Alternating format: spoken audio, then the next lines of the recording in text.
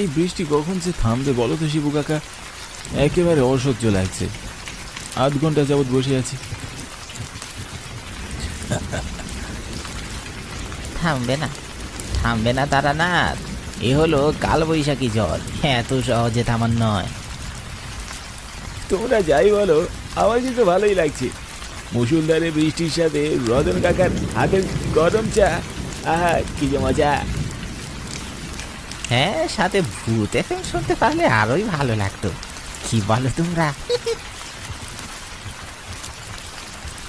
কোনো এককালে গ্রাম অঞ্চলে অনেক ভূতুরে কাণ্ড করতে দেখা যেত।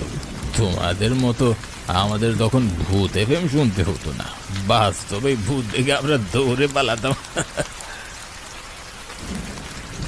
কি বলো শিবু কাকা, সত্যি? আচ্ছা বেশ, তাহলে এখন আমাদের তোমার সাথে ঘটে যাওয়া একটা ভূতের গল্প শোনাও তো। হ্যাঁ, এই কালবৈশাখীর রাতে চায়ের দোকানে ভূতের গল্প একদম জমে ক্ষীর হবে।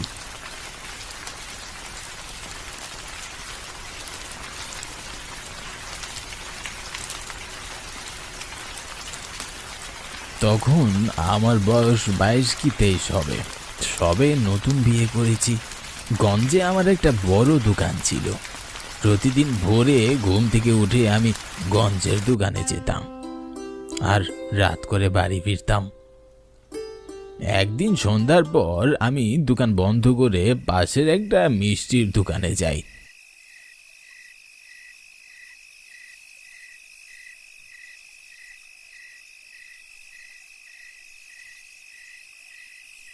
আর কিছু ভালো মিষ্টি কিনে নেই।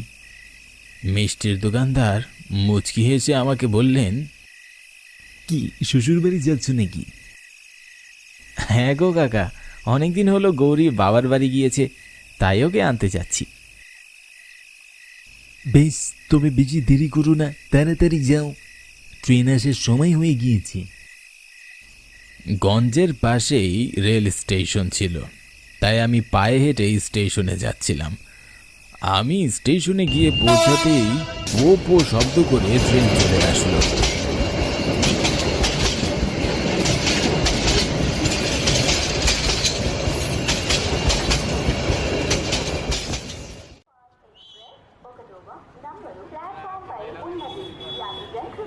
ট্রেনে উঠে জানালার পাশে একটা সিটে আমি আরাম করে বসলাম।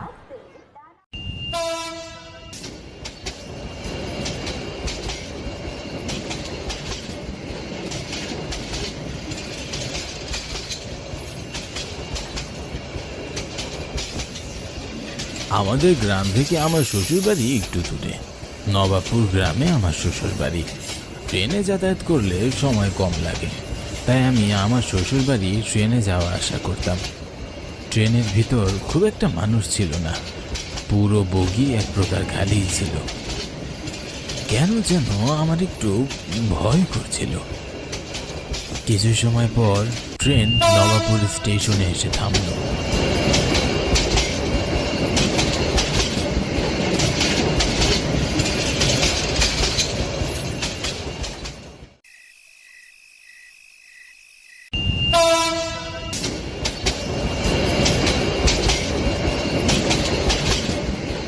ট্রেন থেকে নেমে আমি অবাক হয়ে যাই।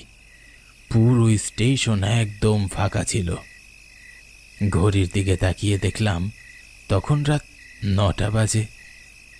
সে সময় গ্রামের লোকজনের কাছে রাত 9টা মানে গভীর রাত, তাই স্টেশন একদম ফাঁকা। স্টেশন থেকে আমার শ্বশুর বাড়ি প্রায় 1.5 কিলোমিটারের মতো। এই 1.5 কিলোমিটার পথ আমাকে পায়ে যেতে হবে। আমার শ্বশুর বাড়ি যেতে একটা বড় ঘন জঙ্গল পার করে যেতে হয়। জঙ্গলের কথা মনে হতেই আমার ভয়ে গায়ে কাঁটা দিয়ে উঠল, গলা শুকিয়ে গেল। জানি না কেমন করে আমি এই নির্জন পথে একা বাড়ি দেব। হাঁটতে হাঁটতে একটা সময় আমি জঙ্গলের কাছাকাছি চলে আসি, কিন্তু আমি আর সামনে আগানোর সাহস পাচ্ছিলাম না। আমি থমকে দাঁড়ালাম, আশেপাশে ভালো করে তাকাতে লাগলাম, কিন্তু কোনো রিক্সা বা মানুষের দেখা পেলাম না। চারিদিকে ঘুটঘুটে অন্ধকার, নীরব স্তব্ধ পরিবেশ। জঙ্গলের ভেতর থেকে শিয়াল ডাকার শব্দ কানে ভেসে আসছে। হঠাৎ আমি দেখলাম জঙ্গলের রাস্তার মাথায় একজন লোক গরুর গাড়ি নিয়ে দাঁড়িয়ে আছেন। আমি বেশ অবাক হলাম। একটু আগেও লোকটা এখানে ছিল না। তিনি কখন এখানে আসলেন আমি দেখতে পাইনি। আমি গাড়িওয়ালার কাছে এগিয়ে গেলাম। আমি কিছু বলার আগেই লোকটা আমায় বলল, আপনি কোথায় যাবেন? এত রাতে এখানে এসেছেন কেন? এই পথ দিয়ে তো সন্ধ্যার পর কেউই যাওয়া আসা করে না। আসলে নবাবপুর গ্রামে আমার শ্বশুর বাড়ি। আমি নতুন বিয়ে করেছি। গঞ্জে আমার দোকান আছে। দোকানের কাজ শেষ করে এখন আমি আমার শ্বশুর বাড়ি যাচ্ছি, তাই একটু রাত হয়ে গেছে। আপনার শ্বশুরের নাম কি? আমার শ্বশুরের নাম হলো রাহুল দেবনাথ। ও, আপনি রাহুল কাকার মেয়ের জামাই? হ্যাঁ, আমি ওনারই। আপনি চিনেন? জি, চিনি। আপনার শ্বশুর কৃষি কাজ করেন। বড্ড ভালো মানুষ তিনি। নবাবপুর গ্রামের উত্তর পাড়ায় ওনার বাড়ি। আপনার তো বিবাহ উপযুক্ত এক শালিকা আছে, নাম ঋতু। হ্যাঁ, আপনি তো দেখছি সবই জানেন। তা আপনার বাড়ি কোথায়? কোন পাড়ায় থাকেন আপনি? আমার এখানে কোনো ঘর বাড়ি নেই। গাড়িওয়ালার মুখে এমন উত্তর শুনে আমি ভীষণ অবাক হলাম। আমতা আমতা করে বললাম, তাহলে আপনি এখানে থাকেন কোথায়? আমি সর্বস্থানে থাকি, তবে এই জঙ্গলে বেশি থাকি। চলুন, আপনাকে আপনার শ্বশুর বাড়ি পৌঁছে দিচ্ছি। ওনার মুখে এমন অদ্ভুত কথা শুনে আমি হা করে ওনার দিকে তাকিয়ে রইলাম। আর মনে মনে ভাবছিলাম, লোকটা আবার পাগল টাগল নয় তো।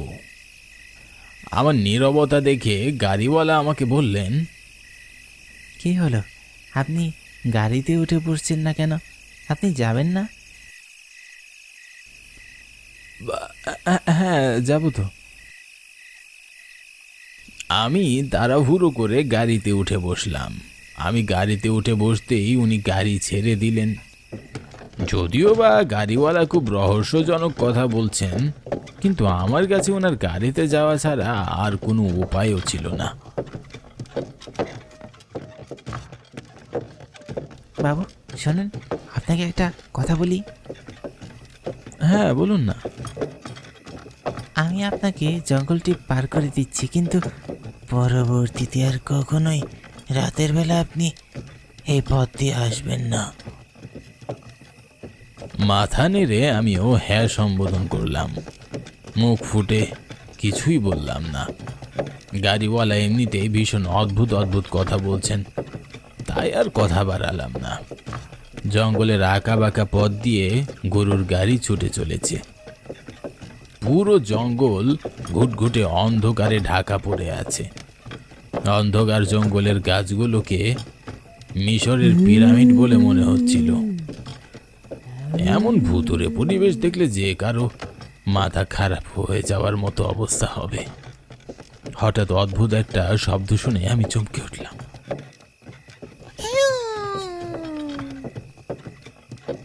এটা কোনো পশু বা পাখির শব্দ তো মনে হচ্ছে না। আর কোনো মানুষের তো এমন ভয়ঙ্কর শব্দ করার প্রশ্নই ওঠে না। তাহলে এটা কিসের শব্দ হতে পারে? ভেতরে ভেতরে আমি ভীষণ ভয় পাচ্ছিলাম। খুব অদ্ভুতভাবে হঠাৎ করে জঙ্গলের দমকা হাওয়া বইতে লাগলো। আমি খুব অস্থির হয়ে উঠলাম, কিন্তু গাড়িওয়ালার ভিতর আমি কোনো অস্থিরতা দেখলাম না। আমি আরো বেশি অবাক হলাম। বিরক্ত করিস না, যা। গাড়িওয়ালার এমন হুঙ্কার শুনে আমি চমকে উঠলাম। আশেপাশে তাকিয়ে কাউকেই দেখতে পেলাম না। খুব আশ্চর্যজনকভাবে তখন দমকা হাওয়া বন্ধ হয়ে গেল। হচ্ছেটা কি এসব? আমি কিছুই বুঝে উঠতে পারছিলাম না। আবারও সেই ভয়ঙ্কর শব্দ শুনে আমি ভীষণ ভয় পেয়ে গেলাম। সময়ের সাথে সাথে ভয়ঙ্কর শব্দটি ক্রমেই বেড়ে চলেছে। মাঝে মাঝে অনেক দূর থেকে কান্নার শব্দ ভেসে আসছে, কখনো আবার হাসির শব্দ শোনা যাচ্ছে। মনটা ভীষণ কুটাক ডাকছিল, মনে হচ্ছিল আমার সাথে খুব খারাপ কিছু হতে চলেছে। গাড়িওয়ালা ভাই, একটু তাড়াতাড়ি গাড়ি চালান না, আমার ভীষণ ভয় করছে। গাড়িওয়ালা যেন আমার কথা কানেই তুলল না। তিনি তার মতো করে গাড়ি চালাচ্ছিলেন। ওনার উপর আমার ভীষণ রাগ হচ্ছিল। হঠাৎ আমি দেখলাম গরুর গাড়ির পাশে একটা দানবের মতো কালো ছায়া আসছে। ভয়ে আমি চমকে উঠলাম। আমার গলা শুকিয়ে গেল, হাত পা ঠান্ডা হয়ে গেল, বুকের ভেতরের প্রাণ পাখিটা দুক দুক করতে লাগলো। মনে মনে রাম রাম বলা ছাড়া আর কিছুই করার ছিল না। হঠাৎ গরুর গাড়িটি থমকে দাঁড়ালো। গাড়িওয়ালা খুব চেষ্টা করে ও সামনের দিকে এগোতে পারল না। ভয়ে আমি পিছনে ঘুরে তাকিয়ে চিৎকার করে উঠলাম। আমি দেখলাম দানবের মতো ছায়াগুলো গরুর গাড়িটি পিছন থেকে টেনে ধরে রেখেছে। ভয়ে আমার বুকের ভেতরটা পানি শূন্য হয়ে যায়, পা থরথর করে কাঁপতে শুরু করে। মনে হচ্ছিল আজই আমার জীবনের শেষ দিন। দেহ থেকে প্রাণ পাখিরা হয়তো এক্ষুনি বের হয়ে যাবে। গাড়িওয়ালা এক লাফে গাড়ি থেকে নেমে দানবের মতো ছায়াগুলোর উপরে এগিয়ে যায় আর রেগে মেগে বলে, কেন এভাবে বিরক্ত করছিস? ছেড়ে দে একে, ও আমার খুব কাছের লোক। তোরা যদি এক্ষুনি এখান থেকে না যাস তবে আমি তোদেরকে মজা দেখাবো। সব কটাকে এই জঙ্গল থেকে দাঁড়িয়ে ছাড়বো। গাড়িওয়ালা এ কথা বলতেই দানবগুলো সামনে থেকে অদৃশ্য হয়ে যায়। ভয়ে আমি আশেপাশে ভালো করে তাকিয়ে দেখতে লাগলাম, কিন্তু ছায়াগুলোকে আর কোথাও দেখতে পেলাম না এবং সেই ভয়ঙ্কর শব্দগুলো আর শুনতে পাচ্ছিলাম না। তারপর গাড়িওয়ালা গাড়িতে বসে পড়লেন আর আপন মনে গাড়ি চালাতে লাগলেন। সময়ের সাথে সাথে আস্তে আস্তে আমার ভিতরের ভয়টাও কাটতে লাগলো। একটা সময় আমি জঙ্গলের একেবারে শেষ প্রান্তে পৌঁছে যাই।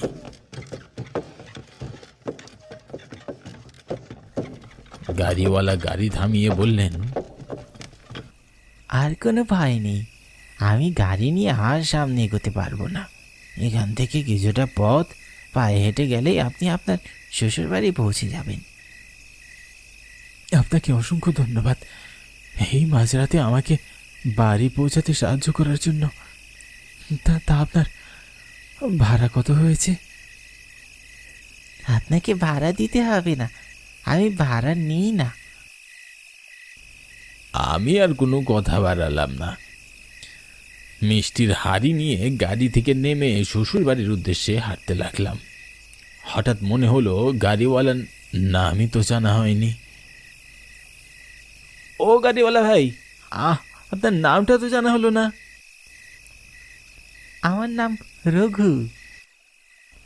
তারপর আমি খুশি মনে হাঁটা শুরু করলাম এবং আমি কিছু সময় পর শ্বশুর বাড়ি পৌঁছে গেলাম।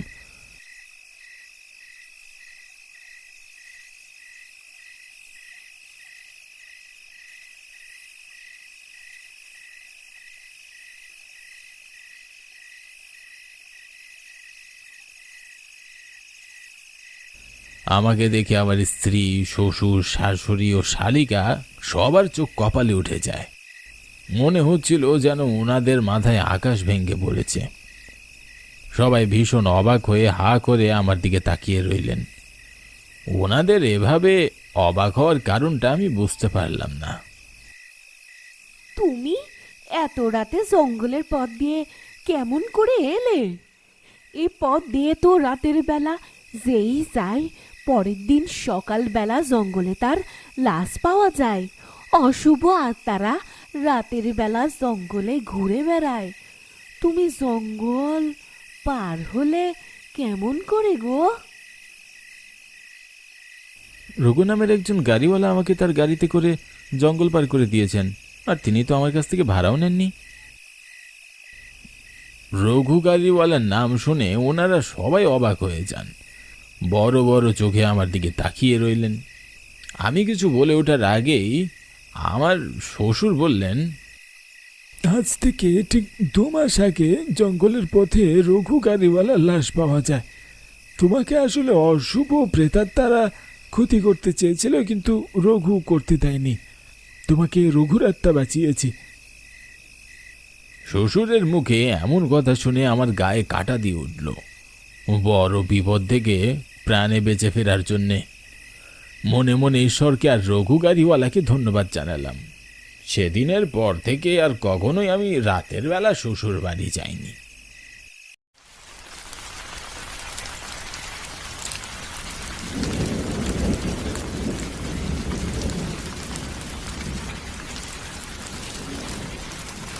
কি ভূতের গল্প শুনে সবাই ভয় কি কাবু হয়ে গেলি নাকি? হ্যাঁ কাকা, এই দেখো আমার গায়ের পশমগুলো কাটা হয়ে দাঁড়িয়ে গেছে। আচ্ছা, বৃষ্টি থেমে গেছে, এবার নে, যা তোরা বাড়ি যা।